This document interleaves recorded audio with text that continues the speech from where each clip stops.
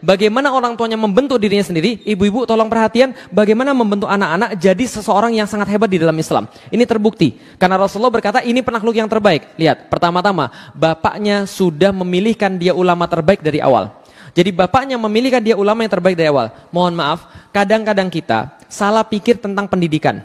Kita pikir pendidikan tentang masalah gedung. Kita pikir pendidikan tentang masalah kurikulum. Bukan, pendidikan itu masalah orang. Bukan masalah gedung, bukan masalah kurikulum. Bisa difahami sampai di sini teman-teman sekalian. Lah kenapa? Jadi gini ceritanya. Teman-teman sekalian, kesalahan pandangan orang Indonesia, pendidikan adalah transfer of knowledge.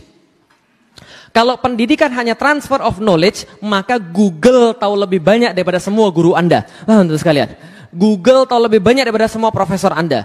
Tapi pendidikan di dalam Islam bukan transfer of knowledge saja, tapi transfer of karakter. Ahmad bin Hambal pas lagi ngisi pengajian, itu yang datang ribuan. Yang bawa catatan itu cuma 100 orang di depan saja yang bawa catatan. Tapi yang lain gak bawa catatan sama sekali. Cuma datang, duduk, melihat Ahmad bin Hambal. Belajar apa? Belajar adab. Ulama-ulama berkata, ada orang yang belajar adab 40 tahun. Belajar ilmu cuma 4 tahun. Ada yang belajar adab selama berapa lama? Belajar ilmu cuma sebentar saja. Lah kenapa? Karena kalau adab sudah dikuasai, karakter sudah dikuasai, ilmu gampang. Zaman sekarang banyak orang berilmu nggak beradab.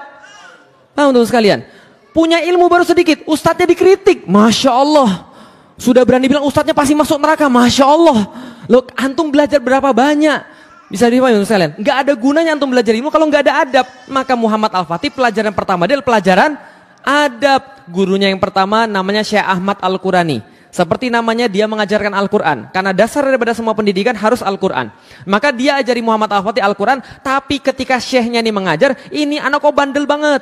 Maka dia bilang sama bapaknya, mohon maaf Sultan, ya gimana Syekh? Saya boleh mendidik anak anda sesuai dengan cara saya? Oh silakan saja Syekh, gak ada masalah. Dipanggil Muhammad Al-Fatih, sini kamu nak, sini kamu Muhammad. Sudah dibawain satu kayu. Ketika datang tanpa ada alasan apa-apa, ini ada dipukul pakai kayu, jetar. Kayu dipukul, anak ini langsung mentalnya down.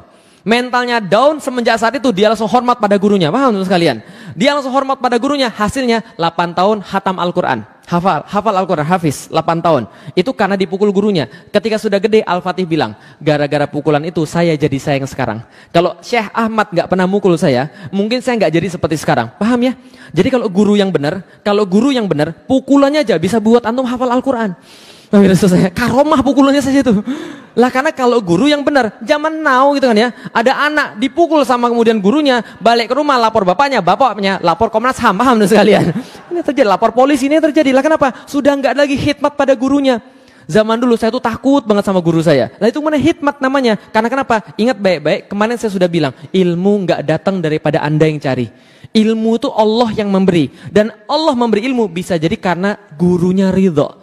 Bisa dipahami teman sekalian, gurunya ridho, antum dapat ilmunya. Makanya di kalangan pesantren itu kadang-kadang murid mijitin gurunya untuk dapat ilmunya. Itu benar. Lah kenapa? Karena adabnya itu loh. Adabnya itu yang menghantarkan dia dapat ilmu. Bisa dipahami kira teman sekalian. Nah, makanya kemudian yang pertama kali dipelajari Ahmad Al-Qurani. Selesai kemudian belajar Al-Quran, maka gurunya yang lain namanya Syekh Aksyamsuddin yang menemani dia dari awal, membentuk mentalnya, membentuk adabnya, membentuk akhlaknya. Gimana caranya? Nih ibu-ibu sekalian, dia memulai caranya dengan bercerita. Ada penelitian bahwa semua orang sepakat cara mendidik anak yang terbaik adalah bercerita. Karena bercerita itu orang pasti ingat. Nah, maka diceritakanlah kepada Muhammad Al-Fatih kecil ini semua cerita-cerita yang berguna. Aksyamsuddin ini jenius sejarah, jenius bahasa, jenius tanaman-tanaman obat, jenius astronomi, dan jenius-jenius yang lain juga. Dia polimat, dia jenius dalam berbagai macam perkara. Zaman sekarang multi talenta.